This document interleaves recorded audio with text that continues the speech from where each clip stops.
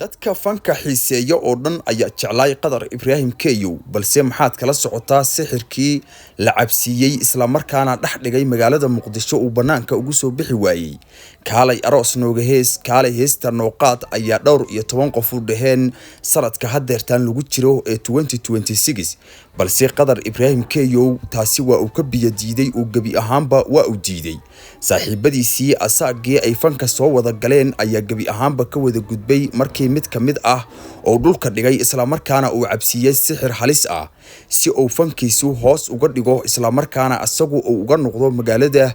King of the City. haddaba Qadar Ibrahim Keyow gabdhuhu iyo sidoo kale wiilal badan oo fanka xiiseeya ayaa aad u taageersanay waagii uu ahay wiilka isla markaana uu ka heesi jiray aroosada magaalada Muqdisho caalamka fanaaniinta caalamkana uu la jaan qaadi jiray balse hadeertan ma ahan midkaasi fanka ku dhex boodi jiray oo markii uu maslaxa soo fuula qof walba ay jeclaysan jirtay qaab ciyaareedkiisa hadeertan dhulka ayaa lagu tuuray waxa uu ku dhex jira xaalad halis ah kadib markii saaxiibadiisii ugu dhawaay mid ka mid ah uu cabsiiyay sixirka ugu halista badan kaasi oo aad nolosha ka dhacaydo isla markaana lacag iyo sidoo kale adduunyo oo dhanna aadan daneyneynin. haddaba Qadar Ibrahim Keyow oo ahay fanaanka ugu wanaagsan magaalada Muqdisho ayaa la qabtay dhulkana waxa dhigay sixir kaasi oo loo maleegay isla markaana saaxiibadiisii kii ugu dhawaay ayaa u maleegay hadeertana fanaaniinta magaalada Muqdisho dhaxbartankeeda ay isaga heesayaan calanka Soomaaliya u dabaaldegayaan balse Qadar Keyow kuma dhex arkaysid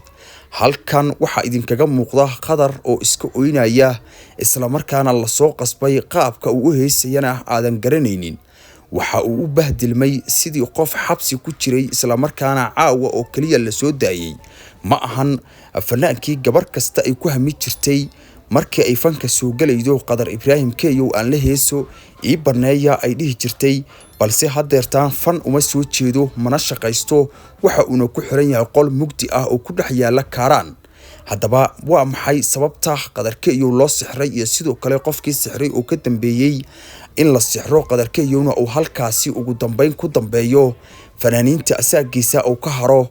qol mugdiya oo isku soo xiro heesihii laga dalbaday ee aroosada uu qaadi jirana uu iska diido sidoo kalena wax heesa uu soo saarin 3 sano oo kumbuleed ah. Qadar halkan ayuu iska dhex lugaynaya oo magaalada Muqdisho ayuu sidii joqoraygii ama sidoo kale dadka darbijiifyada ah iskaga dhex wareegaya magaalada Muqdisho.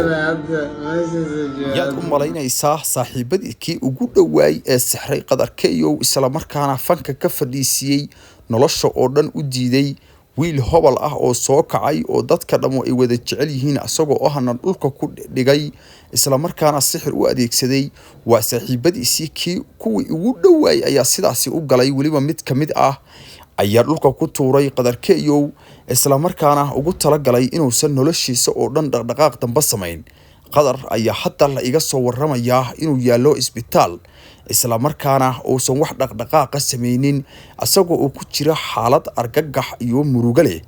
Qadar markii dad ugu war dambeysay waa kan iyadoo oo ilkuhu ka daateen halkaana iskaga murugsan halka iska dhex fadhiya isla markaana balwadu aad u duleetay balse dadku balwad ay inta badan u maleynayaan balse Qadar waxa la xaqiijiyay in la sixray.